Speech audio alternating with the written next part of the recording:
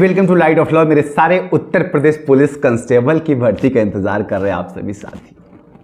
कल से ही मुझे उम्मीद है कि लगातार आप लोग कल से लेके आज तक पढ़ाई लिखाई हो गया होगा आपका बंद और आप लोग लग गए होंगे वीडियो पे वीडियो देखने में कि क्या जो नोटिस वायरल हुई है फरवरी में एग्ज़ाम की वो सही है। 11 तारीख को आपका एग्ज़ाम होगा, 21 तारीख को आपका एग्ज़ाम होगा कि नहीं होगा, 20 तारीख को आपका एग्ज़ाम होगा या नहीं होगा।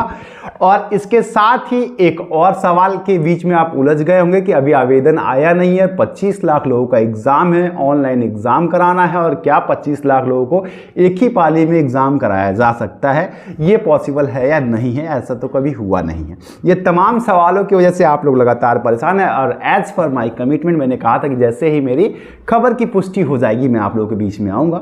शाम हो गया है और मुझे फाइनली जो जानकारी मिली है वो जानकारी मिल गई है कि क्या क्या चीज़ें हैं। तो चलिए मैं आपको फैक्ट्स बता देता हूँ। सबसे पहले इस लेटर की सत्यता की पुष्टि मैं आपको कर देता हूँ कि ये पत्र सही है।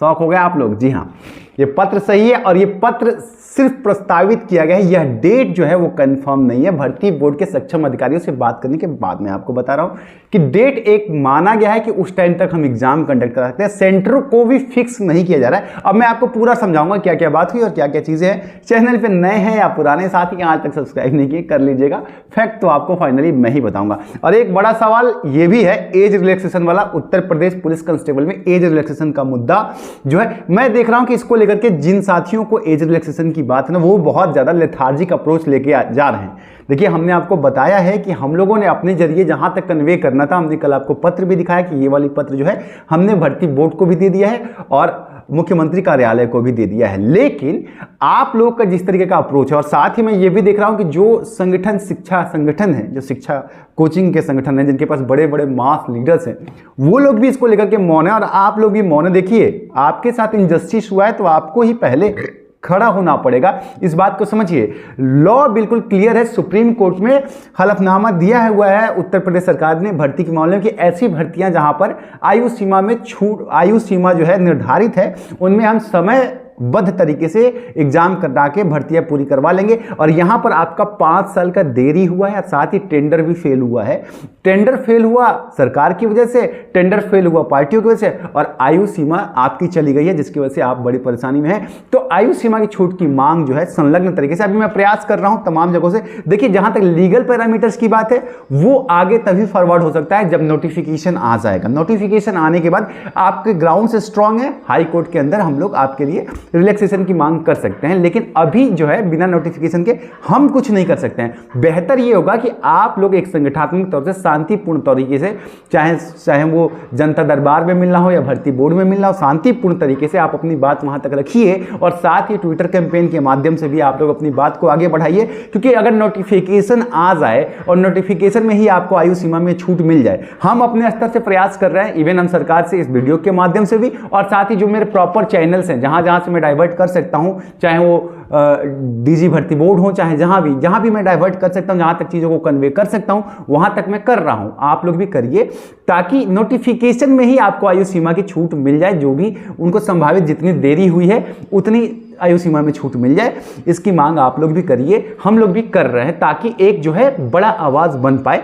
आगे इसको लेकर के हम ट्विटर कैंपेन करेंगे। देखिए बात को समझिए, आप हाई कोर्ट में जाएंगे, केस फाइल करेंगे तो इसमें 2 चीजें होंगी। पहला तो भर्ती जो आपकी आ रही है इतनी जल्दीबाजी में आ रही है, भर्ती का एग्जाम का डेट आप देख रहे हैं कि फरवरी में होने वाला है। ऐसे में अगर आप हाई कोर्ट में जाएंगे तो सबसे पहले तो भर्ती को रोक दिया जाएगा और इसमें सुनवाई होगी और आपको आयु सीमा में छूट मिलनी चाहिए या नहीं मिलनी चाहिए, तो ये प्रक्रिया रुक जाएगी।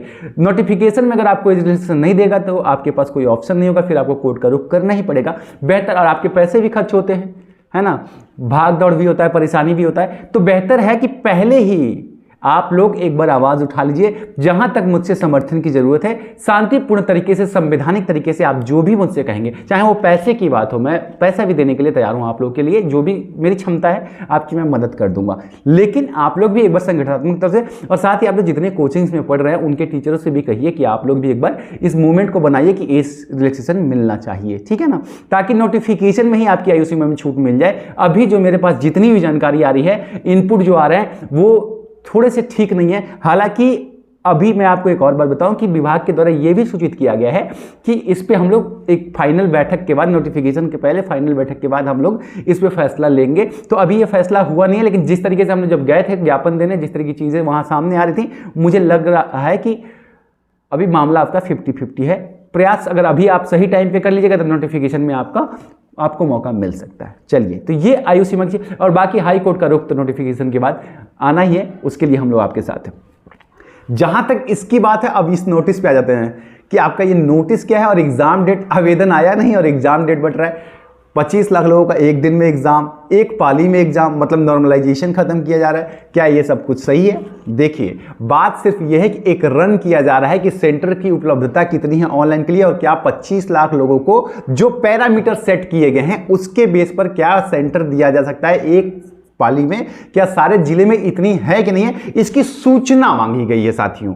इसकी सूचना मांगी है और एग्जाम में एक डेट प्रस्तावित संभावित किया जाता है। हर चीज का एक संभावित डेट होता है। आप अगर पहले से यूपी पुलिस की तैयारी कर रहे हैं या यूपी दरोगा की तैयारी आपने करी है, आपको पता है कि यूपी दरोगा की भर्ती लगातार, यूपीएसआई की जो भर्ती आई थी, हर चीज में संभावित था। आपका मेडिकल प्रस्तावित किया जा रहा था, संभावित किया जा रहा था, हो नहीं रहा था उस दिन, काफी लंबा हो रहा था। आपकी ट्रेनिंग, जो बच्चे दरोगा में चले गए उनका लेटर आपने देखा होगा, उनको तो दिसंबर से प्रस्तावित होते होते लास्ट में 13 मार्च को जाकर के उनका हुआ है। तो ये प्रस्तावित एक डेट दिया जाता है, ना कि इसको फाइनल समझिए। और ये लेटर फेक नहीं है, लेटर सही है। इसको रन किया गया सिर्फ इसलिए कि सेंटर्स की उपलब्धता कितनी है, क्या ऐसा किया जा सकता है कि नहीं। इस प्रस्ताव को फाइनल करने के लिए हर जगह से सेंटरों की सूची मांगी है, हर जिले से, और अब यहां से जब जाएगा तब सरकार इस पर फैसला लेगी कि क्या एक पाली में आपका एग्जाम कराया जा सकता है कि नहीं, क्या इतने सेंटर्स हो रहे हैं कि नहीं। यह है इस पत्र की सच्चाई, और तमाम पैरामीटर्स भी है। मैं आपको अगर आप चाहें तो आपको मैं दिखा देता हूं आपके स्क्रीन पर एक और लेटर,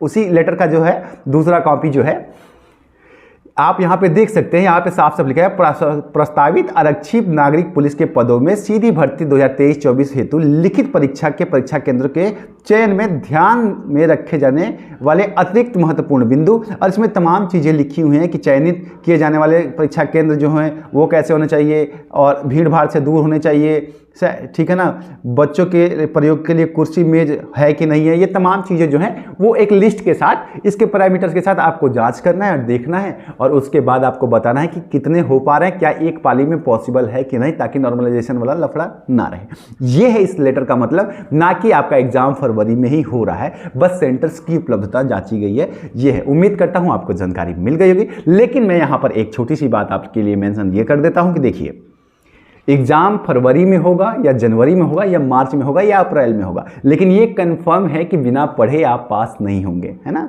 चाहे आपका एग्जाम ऑनलाइन हो या ऑफलाइन हो, कोई भी दुनिया का एग्जाम हो, बिना पढ़े पास नहीं होंगे। और ज़्यादा से ज़्यादा इसमें 2 से 3 महीने का ही टाइम आपके पास है, तो आप पढ़ाई पे फोकस कीजिए, पढ़ाई करते रहिए, ताकि जब भी आपको मौका मिले तो आप बढ़िया कर पाएँ। 25 लाख और 60,000 नौकरियाँ अगर आ भी जाती हैं तो आप समझिए कंपटीशन का लेवल क्या है। मैं उम्मीद करता हूँ कि आप इस चीज़ की सीरियसनेस को, गंभीरता को समझेंगे और अपनी पढ़ाई को बेहतर तरीके से करने की शुरुआत कर चुके होंगे। मिलता हूं, प्रणाम।